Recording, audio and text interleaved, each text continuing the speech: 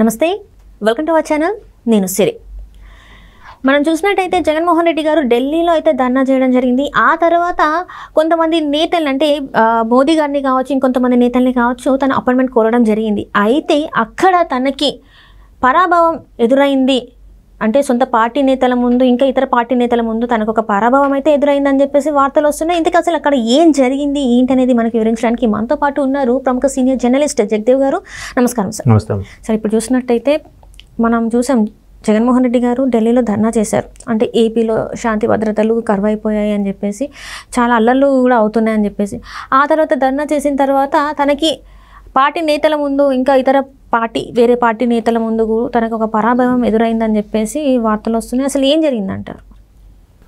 జగన్మోహన్ రెడ్డి గారు అసలు ఢిల్లీ ధర్నాయే చాలా రకరకాల అనుమానాలతోనూ రకరకాల గాసిప్స్తోనూ వైరల్ అవుతుంది జనరల్గా సోషల్ మీడియాలో కూడా చూస్తే.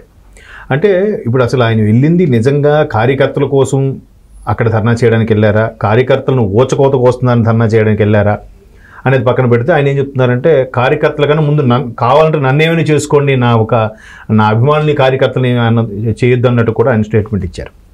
ఇక ఇవన్నీ పక్కన పెడితే అక్కడికి వెళ్ళిన తర్వాత ఈయన ఎజెండా ఏదైతే ఉందో ఇక్కడ రాష్ట్రంలో జరుగుతున్న ఇబ్బందుల కోసం అక్కడ ఢిల్లీ సాక్షిగా చాటాలనుకున్నారు. అదేదో ఇక్కడ ధర్నా చేస్తే సరిపోదు కదా, అక్కడెందుకు చేశారు అంటే అక్కడ తీరా ధర్నా చేస్తే పెద్దగా జనాలను సమీకరించలేదు. జనాలు సమీకరించడానికి వీళ్ళ తాలూకులు వెళ్ళి ముందు అక్కడ ఉండి అందరినీ సమీకరించి చేస్తారు, అది చేయలేదు. తర్వాత ఆయన మాట్లాడుతున్నప్పుడు కూడా మైక్ సరిగ్గా పనిచేయలేదంట. మైక్ సరిగ్గా పనిచేయడం ఎవరికైనా చిరెత్తుకు వస్తుంది కదా, అది చిరెత్తుకు వచ్చింది. ఇకపోతే అంబటి రాంబాబు లాంటి వ్యక్తులు స్టేజ్ మీదకి వెళ్ళి స్టేజ్ మీదకి ఎవరు రావద్దు, అన్నొక్కరే ఉంటారు అన్నట్టు కూడా మాట్లాడారంట. సరే, మేము ఎంత దూరం నుంచి ఢిల్లీకి వేయి ప్రయాసాలు కోర్చి వెళ్ళాము, మమ్మల్ని స్టేజ్ మీదకి రావద్దు అన్నారు అని అంటే డిసప్పాయింట్ అవుతారు ఎవరా?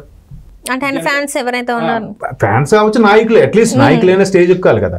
అట్లాంటి సందర్భంలో ఎట్లా ఫీల్ అయ్యారంటే, అరే ఇంత దూరం వచ్చి మమ్మల్ని కూడా స్టేజ్ మీదకి రాకుండా ఇతను ఒక్కడే ఉంటాడంటే ఎట్లా ఉందని చెప్పి అందరూ పెదవులు విరిచారు.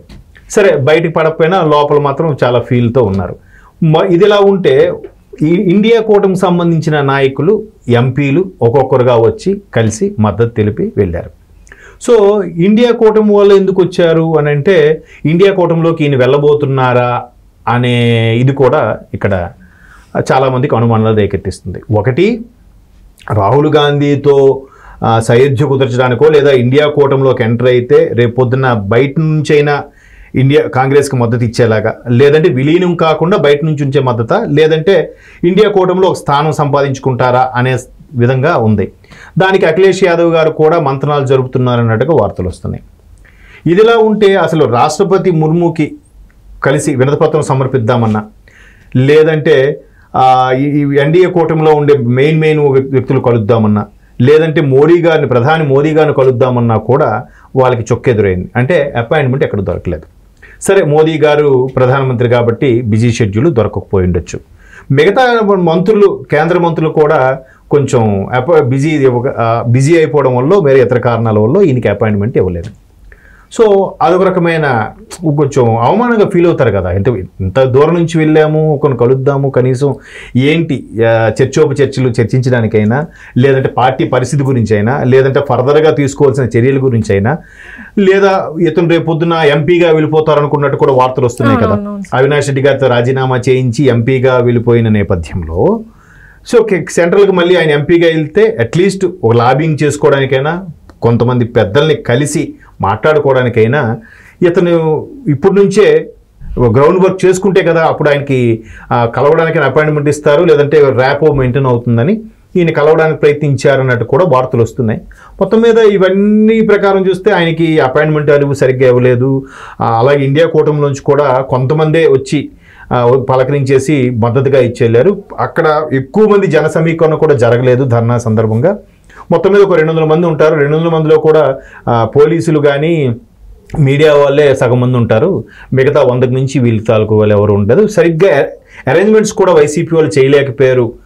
దాని మీద కూడా జగన్మోహన్ రెడ్డి గారు కాస్త సీరియస్ అయ్యారు. అట్ ది సేమ్ టైం మాట్లాడినప్పుడు మైక్ కూడా సరిగ్గా స్పందించలేదు అన్నట్టు కూడా రకరకాలుగా వార్తలు వినిపిస్తున్నాయి. మొత్తం మీద ఆయన కొద్దిగా అవమానకరంగా, భారంగానే ఫీల్ అయ్యి మళ్ళీ బ్యాక్ వచ్చేసారు అన్నట్టు కూడా వార్తలు వస్తున్నాయి. మరోవైపు నేషనల్ మీడియాకి మీడియా పాయింట్ దగ్గర మాట్లాడినప్పుడు కూడా వాళ్ళు కొన్ని ప్రశ్నలు వేశారంట. అవి జగన్మోహన్ రెడ్డి గారు దాటేశారు. తర్వాత ఫైనల్గా ఒక మీడియా మిత్రుడు గట్టిగా అడిగేసరికి అది చెప్పకుండా అక్కడ నుంచి క్లోజ్ చేసి వెళ్ళిపోయారు అన్నట్టు కూడా నేను వార్తలో చూశాను. అంటే గత 5 ఏళ్ళలో చాలా జరిగాయి కదా, మరి దాని గురించి స్పందించలేదు. ఇక్కడ ప్రభుత్వం వచ్చి కూటమి ప్రభుత్వం వచ్చి 40 రోజులు కూడా అవ్వలేదు, 40 రోజులు 50 రోజులు అవుతుంది.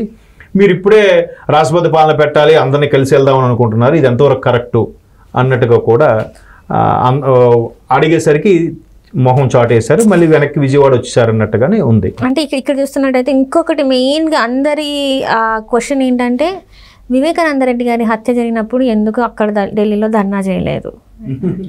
అంటే కుటుంబంలో అంటే ఆయన ఏం చిన్న వ్యక్తి కాదు. గతంలో రాజశేఖర్ రెడ్డి అంటే ముఖ్యమంత్రి తమ్ముడు, ఇక్కడ చూస్తుంటే మాజీ ముఖ్యమంత్రి అంటే అప్పుడు బాబాయ్.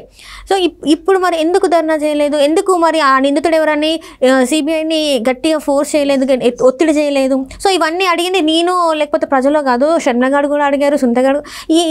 ఈ ప్రశ్నలకు మాత్రం ఎందుకు సమాధానం చెప్పలేకపోతున్నారు? ఎవరో రషీద్ కోసం అంటే ఆయన జరిగిన దాని గురించి వెళ్ళి అక్కడ ధర్నా చేస్తానని చెప్పేసి ఇతర పార్టీ నేతల్ని తీసుకొచ్చి మాట్లాడిన ఈ వ్యక్తి ఎందుకు సొంత బాబాయ్ హత్య జరిగితే ఇలాంటిది ఎందుకు ఒక 5% అయినా చేస్తే బాగుండేది కదా అని చెప్పేసి మాట్లాడుతున్నారు. మరి ఇందులో వాస్తవం ఉందంటారు? వాళ్ళు అడిగే ప్రశ్నలు కరెక్టే అంటారా? కరెక్టే కదా, ఎందుకంటే సామాన్య కార్యకర్త హత్య గావించబడ్డాడు లేదా నరికివేయబడ్డాడు అంటేనే ఢిల్లీకి తెగ వినిపించాలని ధర్నా చేసిన వ్యక్తి సొంత బాబాయ్ చనిపోతే పోనీ ధర్నా చేయొద్దు, దాన్ని కొలికి తీసుకురావచ్చు.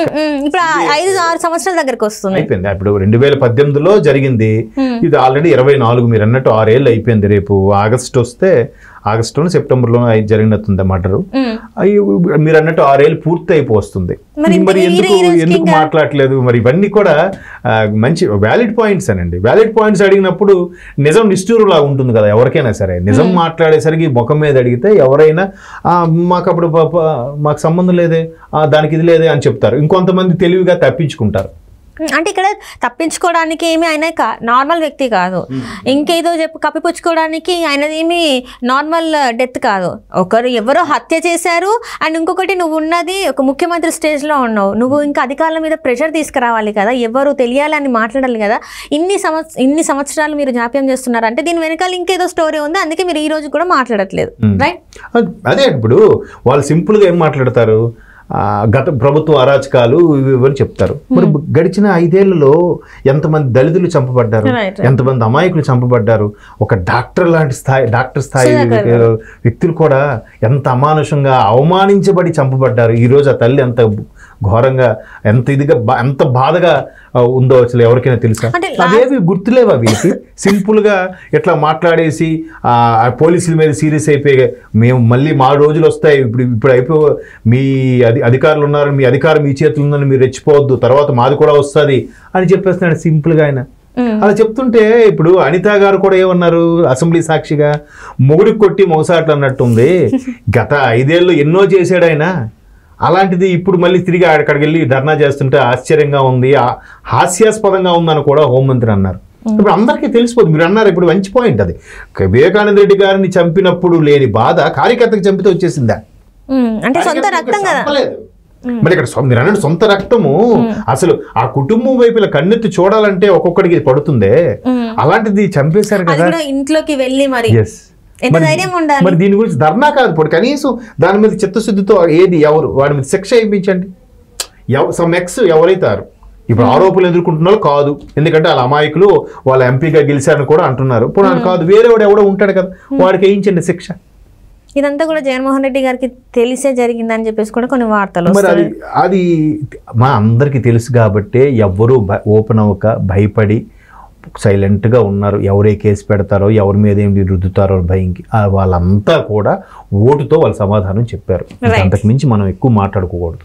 Right sir.